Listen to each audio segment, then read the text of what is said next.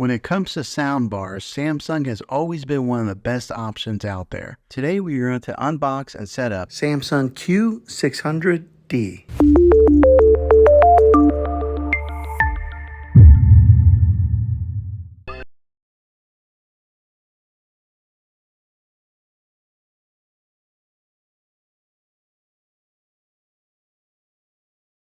Okay, so here's the front of it, and on here you'll see where it's got the branding nameplate. There is a speaker with a soft covering right here. This is the back. It's got the big old hole here for the subwoofer outlet. The power cord goes here, and then here is an ID set button that you push here to get it paired up with a soundbar. All right, so let's see what's inside the bag here. The bag full of goodies. So they give you the power cables for one for the subwoofer, one for the soundbar.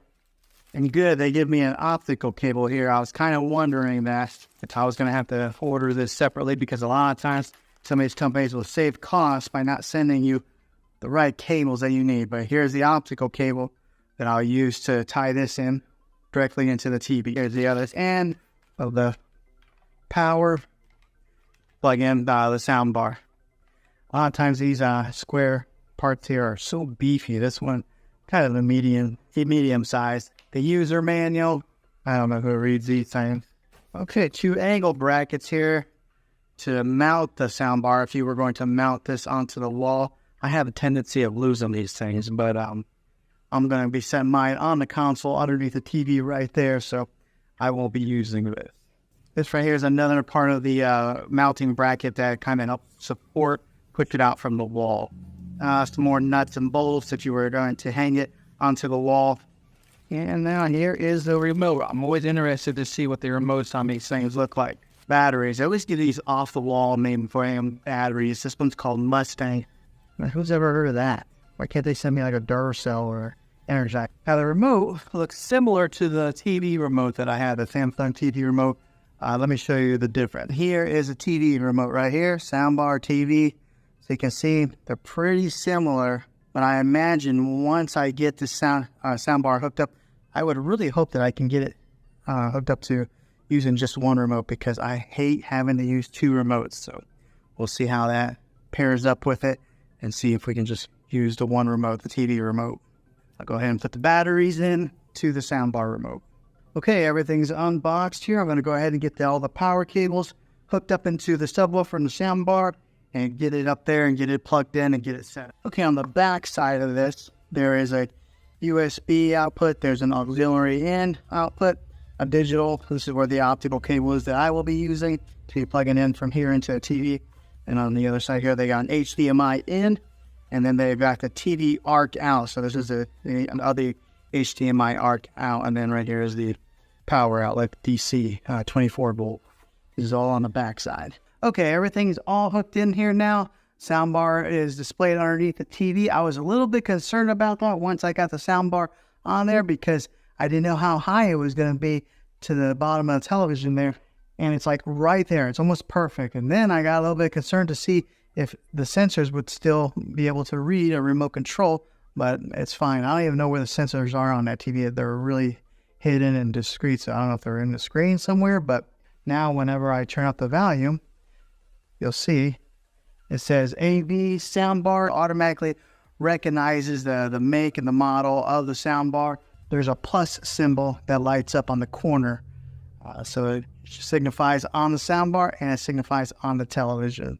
Okay, the subwoofer is connected to the soundbar. Let me tell you, I've never experienced such an easier setup process than this right here. The way this works is once you plug in the subwoofer right here, it automatically connects to the soundbar right away. So that you don't even need to push in the button on there to pair it.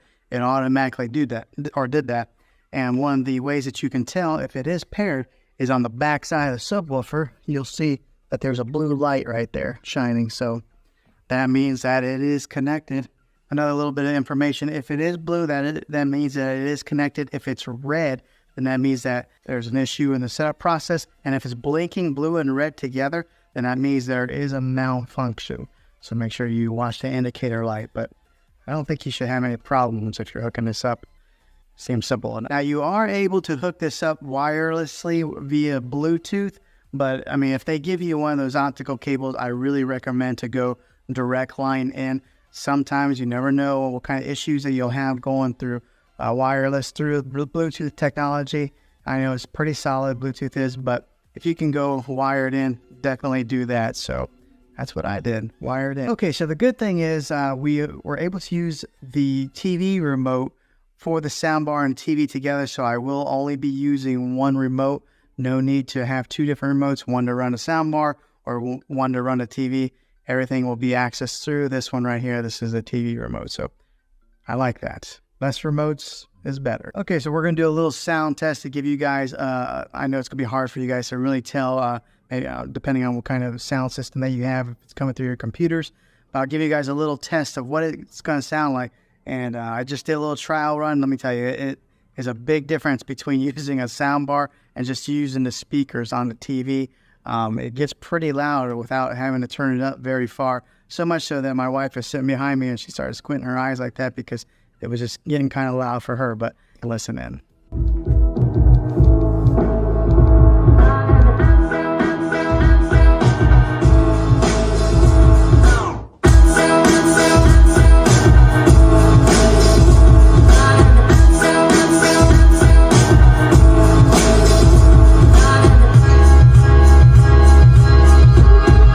Okay, so that sounded pretty good.